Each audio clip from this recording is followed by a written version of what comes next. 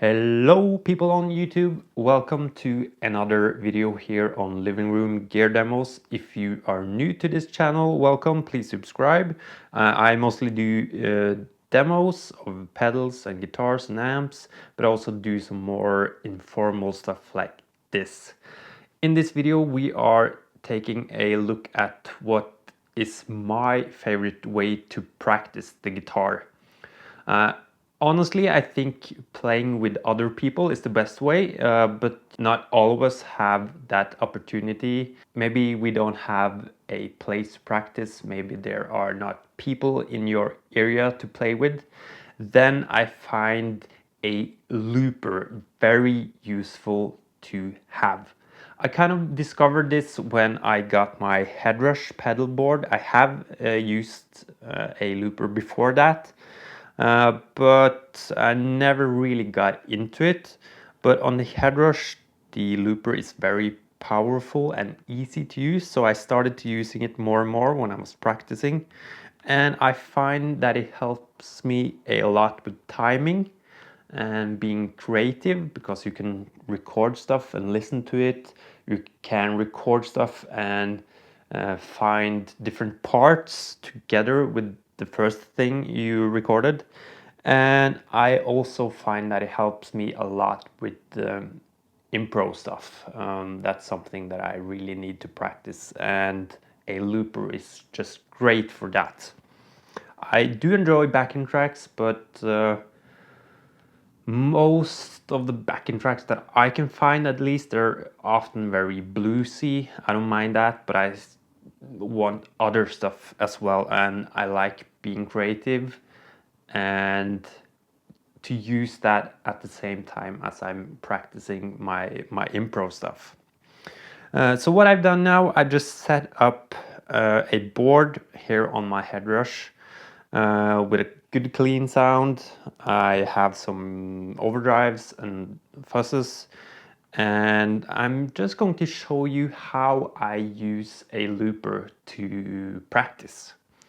First, let's go through and see how everything sounds, and then let's try to make our first loop. By the way, the Headrush is going directly into the camera with an XLR in mono, so it's not going to a DAW or an amp or anything. It's just an amp simulation with effects and into the camera right over there.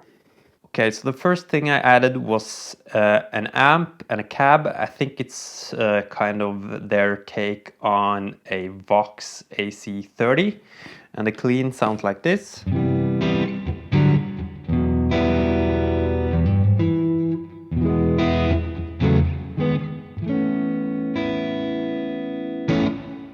And I have also added some reverb after the amp. The first thing in my signal chain is an octave, and that's something I almost use every time I do some looping, because I often start with kind of a bass line, and it sounds like this.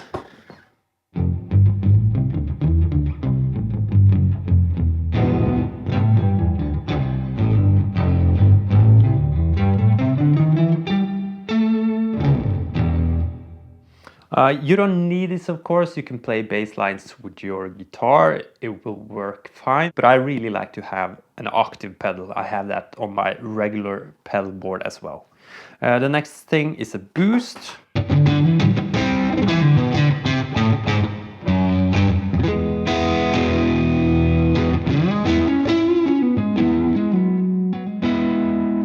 Then we have a distortion or overdrive.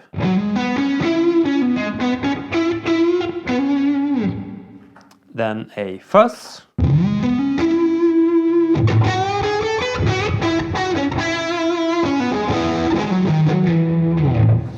And I also have set up a delay after the amp if I want to use that.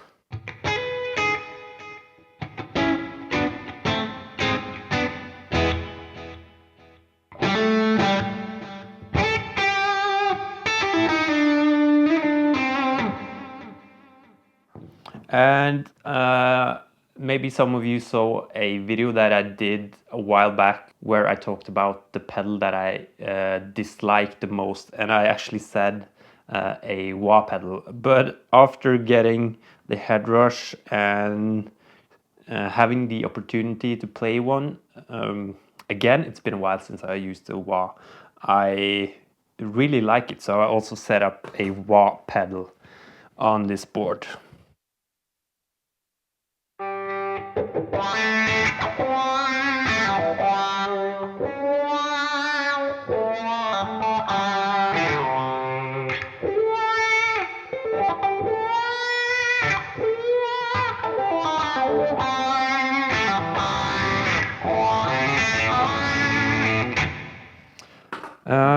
So there we have it. It's a simple setup.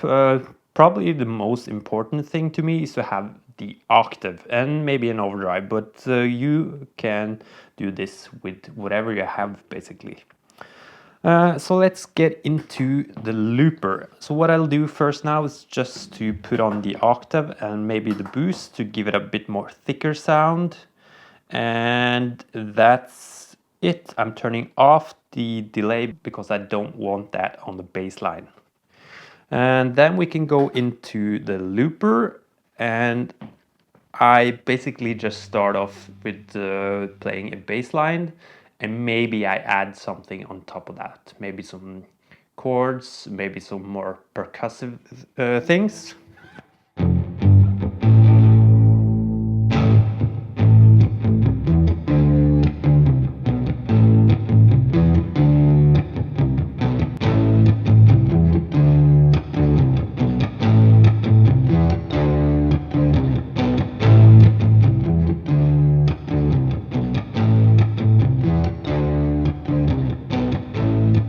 That works fine, and then I'm turning off the octave, and I think I want to add something a bit percussive, and I think I want to use my wah for that actually.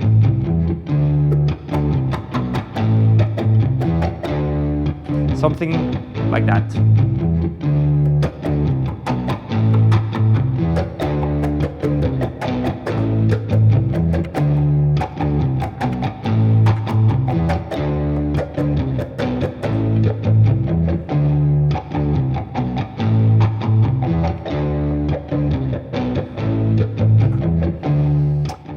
Sounds good, and then I'm turning off the wah, and I want to add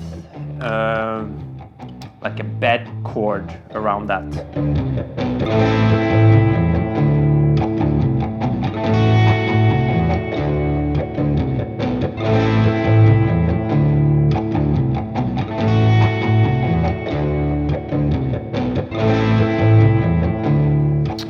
And now I think we have a good loop going on, and I can simply start to improvise. I think I'm turning on the delay and maybe some overdrive and maybe a wah. Let's see how it sounds.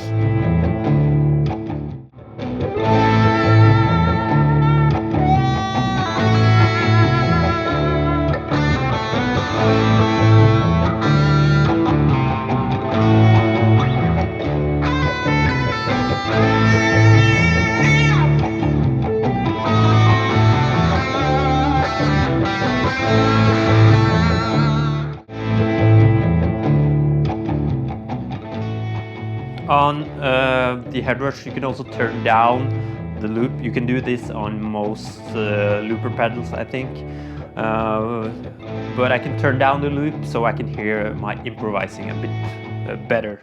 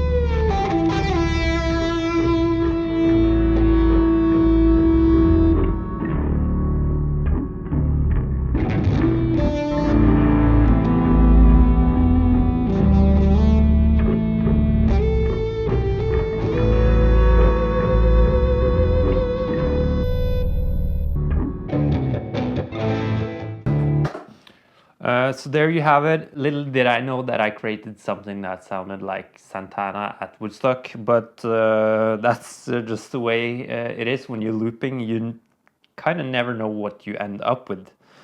So I think this is a great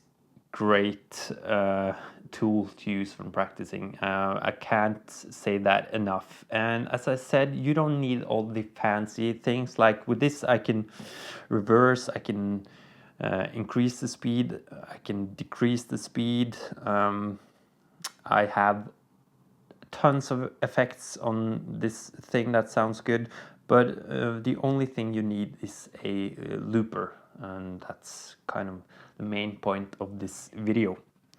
So try it out. As I said, it helps with your timing because you need to get a good loop going. It's a bit of a challenge at first, even though if you have okay timing to sync up your feet with your timing, like getting a good starting and end point for your loop. It also helps being creative, and of course, when you have done that, you have the impro stuff that is really important. And by the way, folks, I have a new merch store up and running. I will post the link down below. I have a couple of different shirts for now. I have the stupid jazz chords shirt. I have a shirt that says less talk, more rock and roll, which is kind of based on the idea around this channel. Not working for this video though, because I'm talking a lot. And I have a Cologne shirt. You can also get phone covers and mugs and different stuff. So I'll post that down below. Hope you want to check it out. And yeah, thanks for watching, guys, and I'll see you in the next one, hopefully. Bye.